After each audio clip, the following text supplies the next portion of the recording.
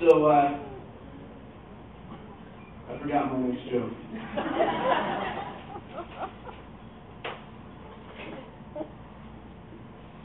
Guess what? I just remembered. All right. Growing up, my parents were really good parents. My parents really instilled in me the value of waiting until you have sex.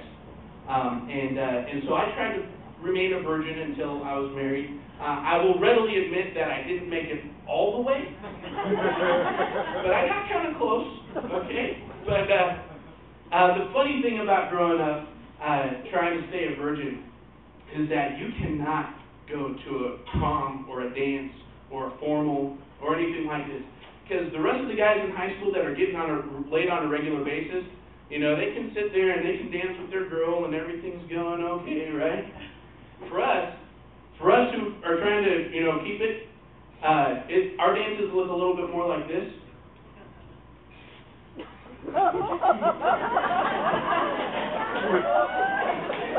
And she's wondering, what's going on? And I'm like, this is the virgin dance, baby. This is how we do it. But you don't want me to get any closer than this.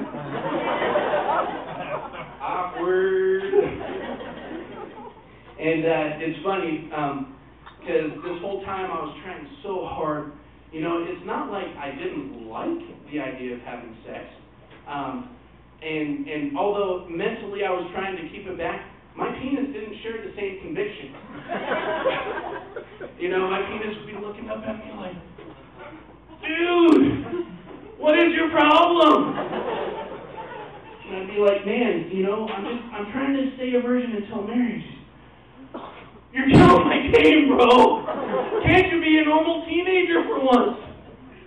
Okay, normal teenagers, 1 out of 3 of them have STDs nowadays. Oh my gosh. Double bag me, bro! But really I had kind of a deeper motivation. Like I said, I'm a Christian. So that basically means I was terrified of Jesus. I was scared. I really was for a long time. I knew I was going to have to stand before God on judgment someday and he'd be like, Mike Robison, why didn't you stay a virgin until marriage? And I'd say, Jesus, my penis told me that only nerds die as virgins. And he'd say, are you calling me a nerd? So, any senior citizens in the house? Seniors? Really? No, it's okay to raise your hands. You guys are adorable. You are adorable. Oh my gosh. Let me take a picture. Oh man, your wrinkles are so cute. I want to take you home and feed your kids some bit. Oh man. I worked with seniors for a few years down in Columbus, Georgia. And Columbus is right next to Fort Benning. Fort Benning is an Army installation. Our Army installation, infantry, home of the infantry. Any infantrymen in here? No? Yeah, right here. I was infantry. And that's why I lived in Columbus, Georgia. And after the infantry, I got a job teaching a senior exercise class for women. I don't know why they chose me. Maybe it was because of the boobs. I'm not sure. But I could have taught 3 of them, according to my brother. But the scariest thing about teaching this exercise class was the pelvic thrust. Pelvic thrust, ladies.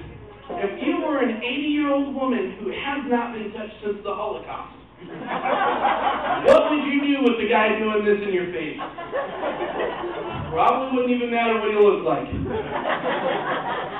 Shake it, Daddy. All right. You probably couldn't handle this, Grandma. Want to bet a buffalo nickel? And there is this lady who, during the pelvic thrust exercise, would prepare herself for me. I don't know why, but she would unbutton her collar just a little bit, fan it out, apply lipstick, and I'd be like, lady, it's just an exercise. She'd say, come over here and we'll make it a workout. I had to get out of that job before I got late. And the scary thing about senior citizens is just how persistent they are. Now, I'm not talking like 55 plus. I'm talking about like, you know, the 80-year-olds up. I mean, not to be insensitive, there's things that you just can't do. Hang up the hat with grace. What if Sean Connery still played James Bond? It would not be... I dare you to Google Sean Connery, age 88, right now. You would not be woo-hooing. That guy probably, I mean, he's not like, he's not James Bond's dad anymore, you know. He's like Ed McMahon's dad, you know. This guy's old, you know, and so he'd be there, you know, nurse, can you kick this Russian guy's ass for me? I do it myself, but I might break my hip climbing out of bed. I'd be in that movie. I'd be the guy going to the Russian saying, I will kill James Bond for you. And Boris would be like, how do you plan on killing world's greatest spy? Since the 60s. And I'd say simply, hide his meds. Golly. I'm gonna leave you with 5 things that I've learned in the last 2 years of being a parent.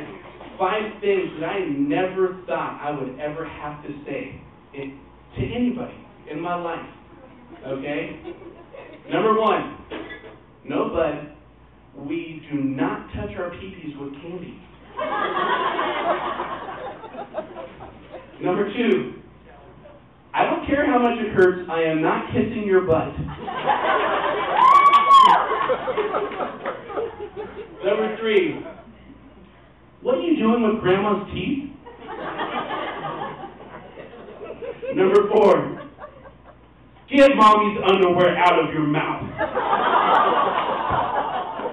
Even I don't do that. And the 5th one, mommy was just giving daddy a piggyback crank. I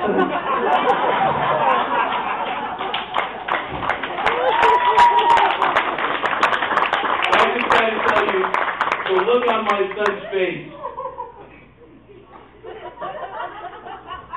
which was better than the look that I gave him when that door swung open. All right, thank you very much.